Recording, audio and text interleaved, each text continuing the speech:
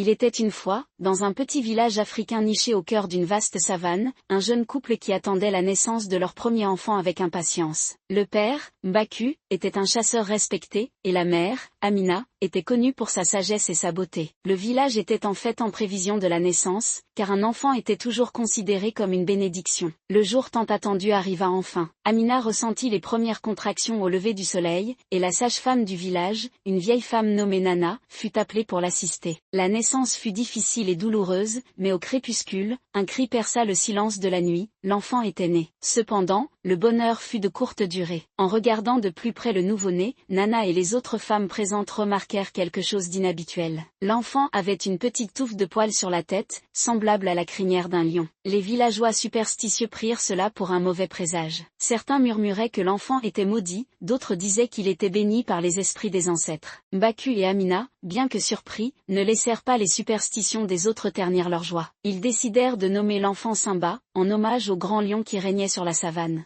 Les années passèrent, et Simba grandit en force et en sagesse. Il montrait des compétences exceptionnelles pour un enfant de son âge. À 5 ans, il pouvait déjà courir aussi vite qu'un lionceau et avait une compréhension intuitive des animaux et de la nature. Cependant, il était aussi le sujet de nombreuses moqueries et craintes parmi les autres enfants du village. Un jour, alors que Simba jouait près de la lisière de la forêt avec ses amis, un groupe de braconniers armés surgit de nulle part. Les braconniers cherchaient des trophées et des animaux rares à capturer, et l'apparence unique de Simba attira immédiatement leur attention. Ils décidèrent de le kidnapper, pensant qu'ils pourraient le vendre pour une fortune. Simba se débattit avec la force et la férocité d'un lion, mais il était encore trop jeune et petit pour résister à des hommes adultes armés. Les braconniers l'emmenèrent loin du village, traversant des rivières et des forêts, jusqu'à ce qu'ils atteignent une clairière isolée où ils établirent leur camp. Attaché à un arbre, Simba sentait la peur monter en lui. Il ne savait pas ce que les braconniers lui réservaient, mais il savait qu'il devait s'échapper. Alors que la nuit tombait, il entendit un rugissement puissant résonner dans la clairière. Les braconniers, effrayés, attrapèrent leurs fusils, prêts à tirer. Soudain,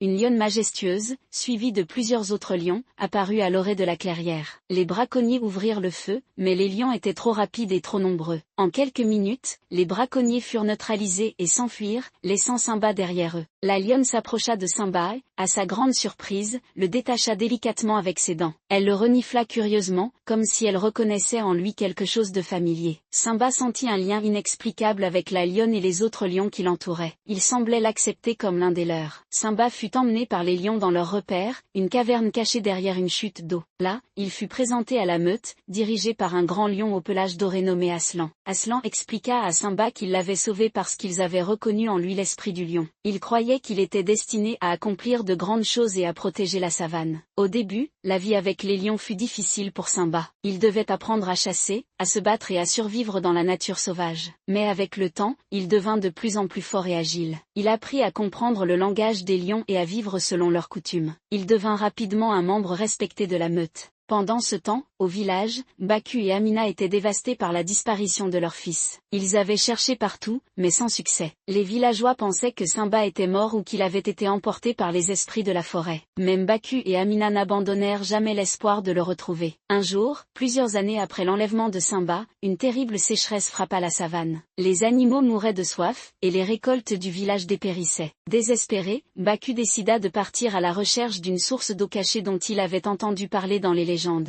Il partit seul dans la savane, déterminé à sauver son village. Après plusieurs jours de marche, il s'effondra de fatigue et de soif. Alors qu'il était sur le point de perdre connaissance, il sentit une ombre passer au-dessus de lui. En levant les yeux, il vit un lion majestueux qui le regardait. Le lion s'approcha de Mbaku, contre toute attente, commença à le guider vers une petite oasis cachée. Là, Mbaku put se désaltérer et reprendre des forces. Le lion l'observait attentivement, et Mbaku sentit une étrange connexion avec l'animal. Il se demanda s'il était en train de rêver. Le lion rugit, et à ce signal, plusieurs autres lions émergèrent de la végétation, formant un cercle autour de Mbaku. Parmi eux, un jeune homme à la démarche féline s'approcha. Mbaku ne put en croire ses yeux, c'était Simba, son fils disparu. Les larmes aux yeux, Mbaku serra Simba dans ses bras. Ils passèrent la nuit à parler et à rattraper le temps perdu. Simba expliqua à son père tout ce qu'il avait vécu avec les lions et comment il était devenu l'un des leurs. Il lui raconta aussi que la sécheresse avait affecté tout le royaume animal et qu'ils devaient unir leurs forces pour survivre. Mbaku et Simba Simba retournèrent au village, accompagnés par la meute de lions. Les villageois furent d'abord terrifiés à la vue des lions, mais Mbaku leur expliqua que les lions étaient là pour les aider. Grâce aux compétences de chasse de Simba et de la meute, ils purent trouver de la nourriture et de l'eau pour le village. Simba devint un pont entre les humains et les animaux, utilisant ses connaissances pour instaurer une harmonie entre les deux mondes.